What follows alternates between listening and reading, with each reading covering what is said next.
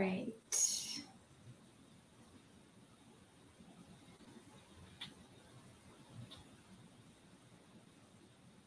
Okay, looks like we are live on Facebook and on YouTube.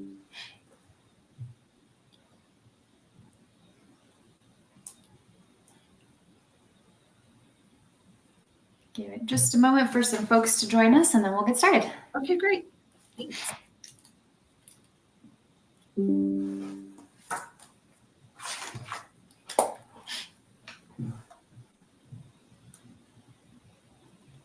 All right, I got some people joining us. Good morning, Dave. Happy Monday. Good morning, Brian. Thanks for joining us today. Parker, good morning. All right, we will go ahead and get started. Good morning, everybody. Welcome to another City Updates Westy live broadcast. I'm Jamie Chavez, your host from the Westminster Chamber of Commerce, and I'm glad to have you with us today. As always, we're here to bring you the latest insights straight from City Hall, featuring conversations with our councilors, our mayor pro tem, and other city leaders. And it is your backstage pass to what's happening in Westminster.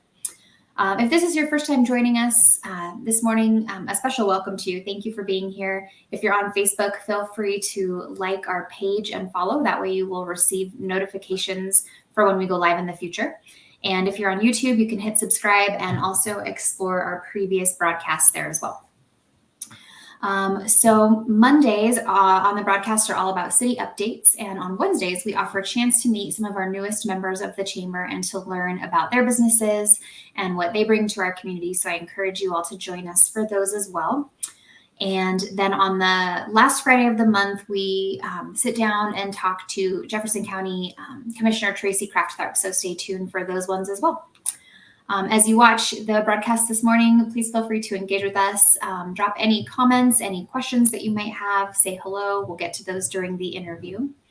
And now, finally, a warm welcome to Abby, who is the city clerk for the city of Westminster. Thank you for joining us today. Thanks for having me, Jamie. Yeah, how are you? How was your weekend? And how's the start of your Monday? The start of Monday has been good. It's pretty quiet. We have an unusual Monday off from the meeting, so we're just playing catch up today. It's good. The weekend was good. I hope you had a good weekend too.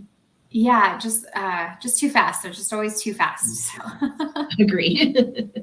Well, this is your first time on the broadcast, so it's an exciting day. Thanks for joining us for the first time. We'll have you on more regularly, but maybe we can start out by just having you kind of explain your role as city clerk and what your day-to-day responsibilities are. Absolutely.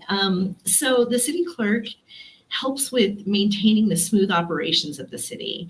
And with the city of, and it varies a little from city to city, but in general, they fall into 5 main buckets. They help with council operations, record keeping, open records, like Cora, which is the Colorado version of FOIA, licensing, permitting, and we coordinate elections. So those are the 5 main things that we do on a daily basis. Awesome. And what would you say are the most rewarding aspects of serving as the city clerk for Westminster? Yeah, so I am a local government nerd. I like to say, and I did not make this up, so I can't take credit for it, but I like to say I'm a public servant at heart, but I don't have the stomach of a politician. But local government's where it's at, because you can see immediate changes and the things that happen around you. It's really great when I get to watch people play in a park and know I have a small part of that, or making that happen, or seeing how our roads are fixed, and just how smooth the community runs. I get to be a little bit of just a small part of the behind the scenes of that. And it makes me really happy. It fills my bucket. Awesome. Well, how long have you been in Westminster? I've been in Westminster about 5 years. I've been clerk for 3, and that includes like a short interim stint at the beginning. Before that, I was the senior deputy clerk. So I've been about 5 years. I've been a resident of Westminster for 20 plus years. So it's really, that's the other part of my job that is so great. I get to serve the community I live in, which is really rewarding. Yeah, that's awesome. So for people who are unfamiliar, How does the city clerk's office, or how do you in particular interact with the public and local businesses? Yeah, so let me start with the business side of that first. We license businesses in Westminster. So if you want to start a business or you're moving your business to Westminster, you would reach out to our office and start the licensing process with us. And most business licenses are free. And then we route that license through other departments. So you get your inspections, you make sure that you're meeting all the city codes and all of that. And then we're the endpoint too. So we're the bookends of the business licensing process. We also do all liquor licensing. So anytime you want a liquor license, we're the people to help you get that license. Got it. So does that include like special permit liquor license for events and things like that as well? It absolutely does. So, if you are attending a gala or some sort of community event in the park and they're serving liquor, you get those licenses and permits from us. Awesome. And then the other side of that question, how do you interact kind of day to day with the public? Yeah, so a few ways. We are the ones who put out the council agenda. So anytime you want to know what's going on with the agenda, our office is the point of contact. And we do that to ensure transparency so people understand what laws and policies are being made by their elected officials. We also are the keeper of records. So if you need a city record, you reach out to us so we can get you that record. We also, one of the most exciting things that we do is we are the point office for boards and commissions. So if you have an interest in volunteering for the city, you can reach out to us and apply for a board that suits an interest of yours. Like if you're interested in the environment, we have a board that covers that. And we have boards that cover lots of different subjects like special permits and licensing. We have a community board that has a hand in that. It's really a rewarding way to give back to your own community. So I encourage people to reach out. And if you don't want to volunteer with us, I encourage you to engage with the city anyway. Find out what your city government's doing, volunteer to help clean up a park. There's lots and lots of opportunities. Awesome. How many boards does the city have? Like how many different opportunities are there for people? There's 7 city council appointed boards. And that means that you would apply, you're interviewed by council, and then you're placed on the board. There are some community advisory teams that are put together for specific projects. For example, right now there is one that is help advise on the municipal court project. There's one for the drinking water facility. But those are stood up as needed. So that those are a little different beast than what we handle, but 7 standing boards. Okay, got it. And you did mention a little bit about record keeping and transparency. So you manage a lot of important city records. How do you ensure transparency and accessibility while also maintaining security? I actually think that's an excellent question, Jamie. I don't think people always understand the importance of records or how difficult record keeping can be. We have a couple electronic tools that help us out. So we use a tool called Laserfish, which is kind of like a giant filing cabinet. But in addition to keeping those files, it has capabilities like workflow, and it captures metadata. So if we're searching those records, we can find them much easier than if it were in a filing cabinet somewhere, or easier than, searching through your own files on your computer.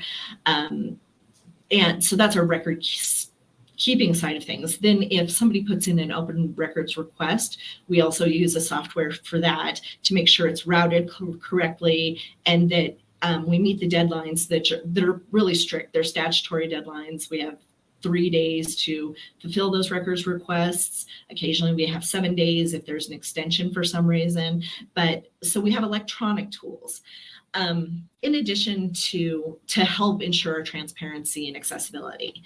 But in addition to that, I have some wonderful records staff who understand handling records, how to keep precious documents like old paper records, like the original copy of the charter, and they have been trained in best practices for that.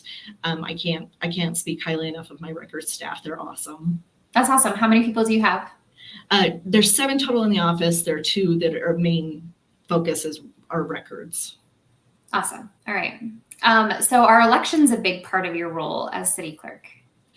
So we coordinate elections, still a big part of our role, but we do coordinate elections, which can be a little bit of a challenge because we sit in 2 counties, as you know. So we coordinate with 2 different counties. A lot of the deadlines for those counties are set by statute, so they're the same, but it doesn't mean their processes are the same or their communication style is the same. So sometimes that is a little bit of a challenge. But elections are exciting and very, very important. So we take that really, really seriously.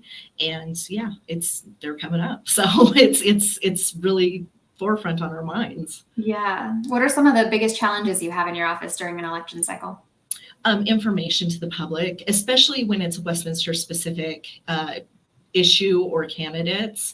We don't have a huge budget to communicate, like to put out our own blue book or to communicate in that way. So we have to be creative and use our website a little more, and our staff has to be able to explain the ballot issues, but at the same time do it neutrally, because it's really important that whatever we're talking about, we maintain our neutrality so people understand the issue and not necessarily what we believe. We have 2 ballot issues this coming election, which is an off-year election for us. Our counselors are voted in the odd years, which are like non-presidential, non-Senate elections. So having ballot issues for us is not always common in these elections, but we have 2, and that's exciting. So that also is keeping us really busy. You have to submit your ballot language, proof the ballot language, make sure it's all right, make sure it's translated, and just accuracy is extremely, extremely important.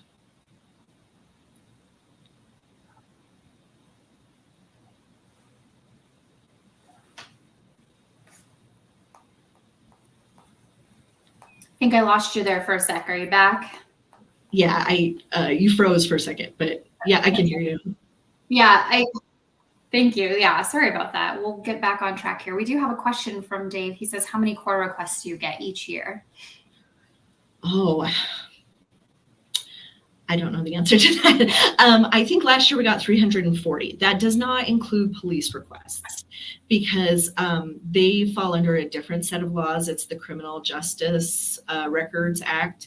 And so they get many, many more than we do. But it's usually in the 300 range. I think that probably what is surprising to people is most of the time they're pretty routine. We get a lot of requests for like building permits. It's not... The ones that hit the news are not our routine requests. Got it. But it's pretty much daily. I mean, 340, that's quite a lot. It is. Yeah. It's pretty much daily. Yeah. All right. So how can residents and businesses best engage with your office? I would tell them to reach out. You can find us on the city's website, but also email cityclerk@westminsterco.gov or call us 303-658-2161. Volunteer for a board, or if you feel like you need more information, just reach out and I'll get you that information about joining a board. If you're a business or wanting to start a business, please reach out. We can help you connect you to the right resources, including the chamber, to make sure that your business is successful and being set up in the right way. So yeah, just reach out, engage with us. We want to talk to you. And I would also encourage you to engage with the whole city. Attend a city council meeting. They're really fascinating. And you can learn a lot about what is going on in your city. Yeah, so speaking of city council meetings, you have the pleasure of sitting through those every Monday night. Maybe talk a little bit about what that's like and how you prepare for that and how you prepare for maybe being there until all hours of the night. Sometimes it's tough. It's always interesting. But the prep for a council meeting, it takes longer than I think people would know. The agenda packet part of it usually takes 2 weeks to put out. And that's not even the planning of what's going in front of council. That's actually just putting the memos in, making sure that's all perfect, making sure we have the right information, making sure the legislation's ready to go, all of that. That takes about 2 weeks. Prepping for the council meeting itself is we have a series of meetings to make sure that we can give council the right information as the decision makers for the city. It is our job to make sure they're successful in their job. So we take that really seriously. And then of course there's the technical stuff, like we have to make sure the AV is working, and we usually do tests the day of. We test all the microphones, we make sure the recorder's working, and all of that part too. And in addition to that, there's a lot of other paperwork like minutes and ordinances and resolutions that we prep beforehand and then make sure they're signed afterwards after the whole thing is done. So it's a lot of little details and a lot of moving parts, but it's exciting. Awesome. And what maybe initiatives or upcoming projects do you have that you're most excited about in your department right now? Yeah. So like I mentioned, we have 2 ballot initiatives coming up, and one of them are geographic wards. And we had a community group that got together and advised council on what they thought that governing structure should look like. So what is going on the ballot is they're proposing 3 geographic wards with 2 representatives per ward. And what I mean by geographic wards is, in the past, Westminster councilors have been all elected at large, meaning everybody in the city votes for everybody on the ballot. So this proposal would change that.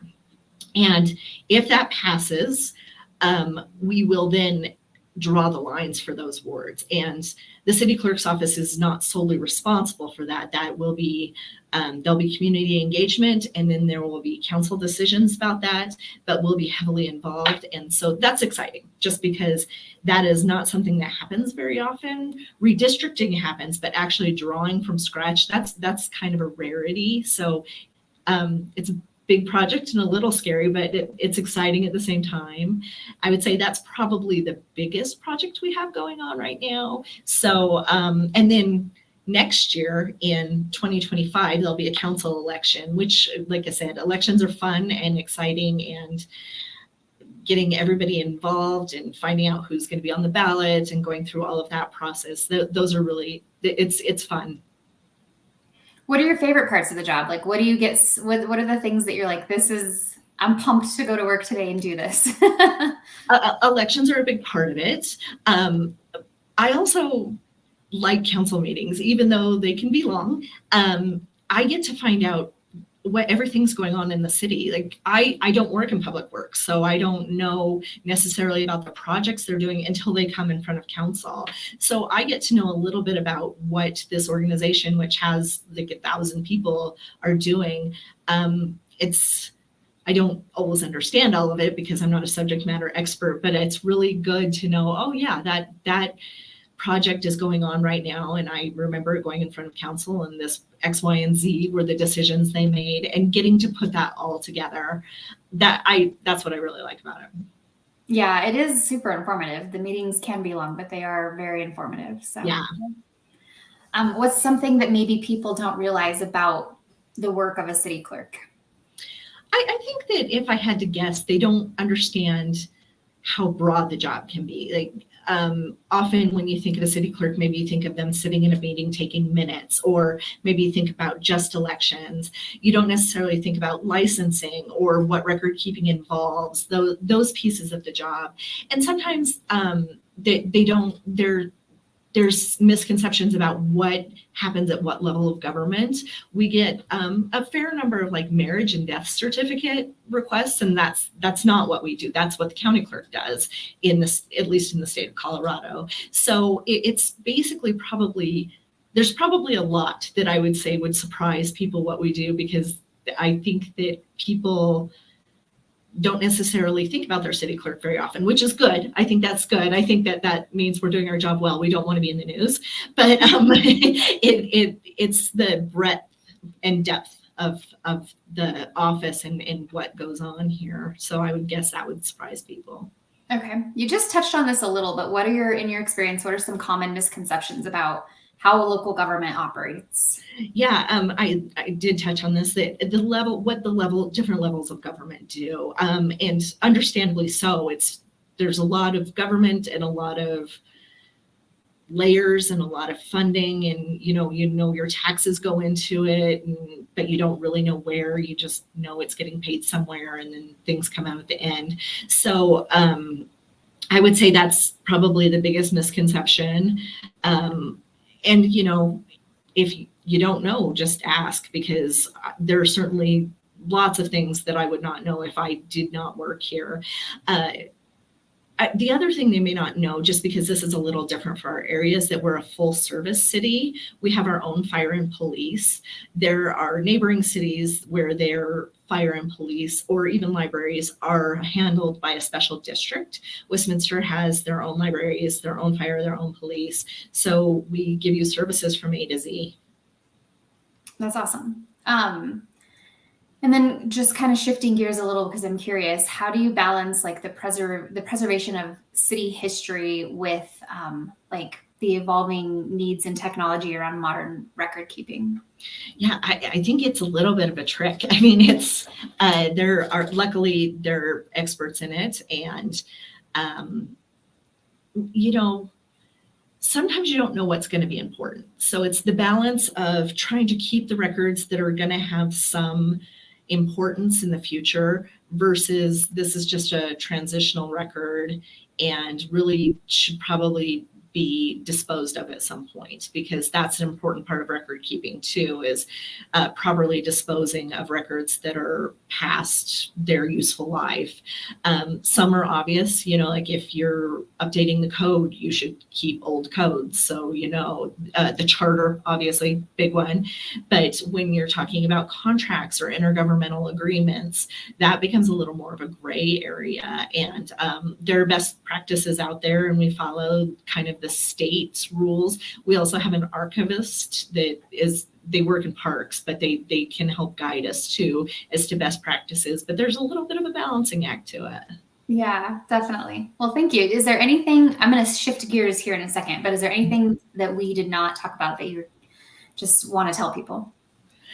No, I've said it a million times. I want people to engage. I really think that local government it's exciting, because you really do get to help with parks and trails and streets, and that's the stuff that you see every day, and you can be a part of it and have a say in it. So get engaged and attend a meeting and find out how you can be involved. Yeah, awesome. That's great advice. I encourage that also.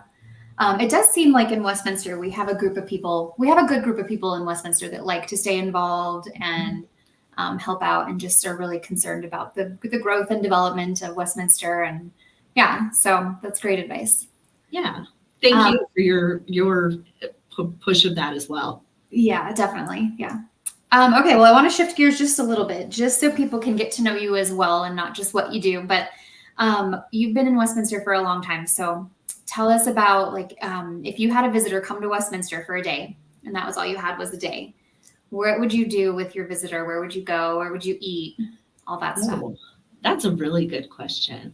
Well, I would take them to the new downtown, because I think that that's a very unique project to the city.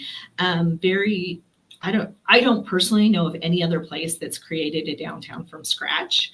So it's really kind of cool to take people over there and say, this used to be an indoor mall, and now it is this, and it's growing even more, and these things are planned and coming up. So I think that that's where I would take them to start, at least. We have beautiful views all over the city, so I might go to the rec center and take them out to look over the fields towards the mountains and enjoy that. So I think that's where I'd take them. Where I'd eat, oh gosh, so many places, Jamie. I really like food, so I take them to 5280 because I went there on Friday, so it's on my mind. I really like Vatos tacos. I'm a big fan of Torchy's, and I obviously like tacos a lot. Who doesn't? Yeah, and I'm sure I'm missing a million places that I would take them to eat because, I would think we have some good places around here. Yeah. Do you have a favorite coffee shop? Sweet Bloom. Sweet Bloom's my favorite coffee shop. Although it's really busy, so if you're trying to get a seat during the weekday, it's kind of tough. But Yeah, it's challenging, which is great. It's a great problem for them to have that they Yes. just are always so busy. For sure. Yeah, definitely. Well, I want to thank you again for being on the broadcast for the first time, and I look forward to having you on again here in a few months. And anything else that you want to say before we sign off? Not that I can think of. Thank you for having me. It's exciting to be here. Yeah, it was fun to interview you. Thanks. Yeah. And everybody enjoy the rest of your week, and we'll see you next week.